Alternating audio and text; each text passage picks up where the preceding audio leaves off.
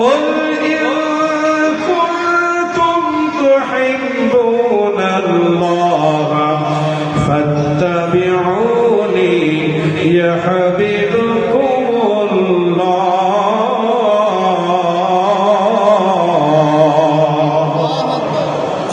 মহান আল্লাহ রাব্বুল আলামিন বলেন বান্দা তুমি আমাকে ভালোবাসো পৃথিবীতে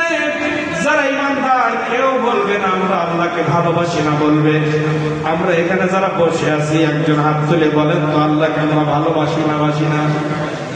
আল্লাহকে আমরা সব থেকে বেশি ভালোবাসি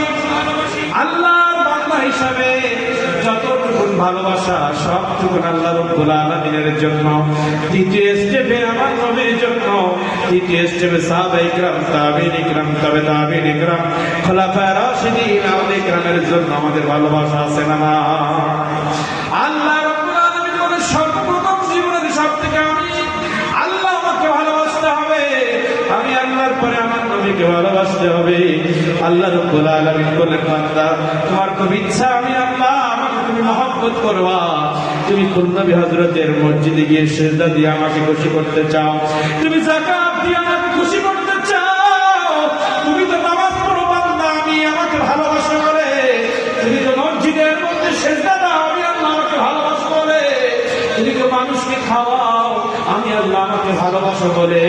তুমি তো পিতামাতার খেদমত করো আমি আল্লাহ আমাকে ভালোবাসো বলে তুমি তো ওয়াজ মাহফিলে মিলাদুন নবীর মাহফিলে যাও তওসিলাত মুখল নবীর দরবারে যাও আমাকে ভালোবাসে বলে তো তুমি যাও বান্দা তুমি যদি আমাকে সত্যিকারের ভালোবেসে থাকো আমার ভালোবাসা যদি তোমাদের কলবের মধ্যে যারা পরিমাণ থাকে তাহলে এক্ষুনি আমার নবীর ইত্তেবা শুরু করে দাও হে পৃথিবীর মানুষ তুমি যদি আমাকে ভালোবাসার দাবি করে থাকো নামাজের মাধ্যমে ভালোবাসো যাকাতের মাধ্যমে ভালোবাসো মাহফিলে যাওয়ার মাধ্যমে ভালোবাসো নামাজ মাহফিল যাকাত সাদকা পিতামাতার খেদমত দান সাদকা সব কিছু আমি আল্লাহ কবুল করব তখন আমি আমার নবী মুহাম্মদুর রাসূলুল্লাহকে তোমরা ইত্তেবা করবা যখন একটু আগের দিকে খেয়াল করি মহান আল্লাহ রাব্বুল আলামিন কি বললেন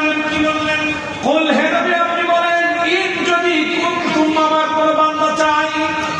তুহিব্বুন আল্লাহ আমি আল্লাহ আমাকে ভালোবাসি এই দাবি যদি তারা করতে চায় আপনি তাদেরকে জানিয়ে দিন আমাকে ভালোবাসা লাগে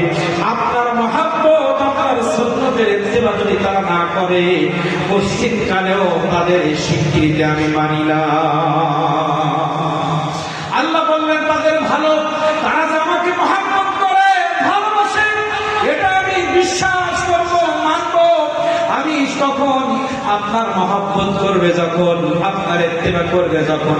আপনার ইত্তেবা করতে দেরি আপনার ইত্তেবা যখনই শুরু করবে ইউহিব্বুকুমুল্লাহ তখনই আমি আল্লাহ তাকে মহব্বত শুরু করে দিব আর কোন বান্দার প্রতি আমার ভালোবাসা যদি একবার চলে যায়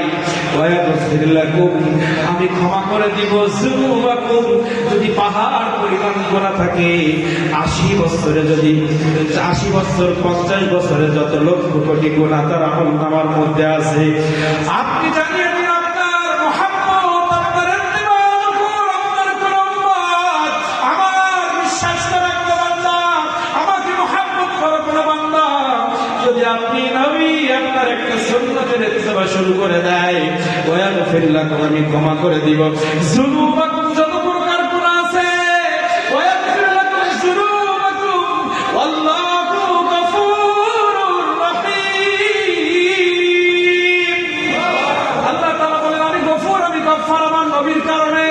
আমার নবীর ইত্তেবা করো আমার নবীর ইত্তেবা হলে আমার গফুরের রূপ তুমি দেখতে পাইবা আমি যে রহমান আমি রহম করব তখন আমার নবীর ইত্তেবা হবে তখন আমি রহিম আমার করুণা পাইবা তখন আমার নবীর ইত্তেবা শুরু করবা তখন আমি গফফার আমার গফফারিয়াতের রূপ দেখবা তখন আমার নবীর ইত্তেবা করবা যখন আমি গফফার আমার গফফারিয়াতের রূপ তুমি দেখতে পাইবা তখন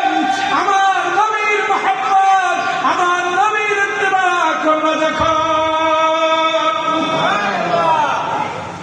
কি বলেন আল্লাহ তাআলা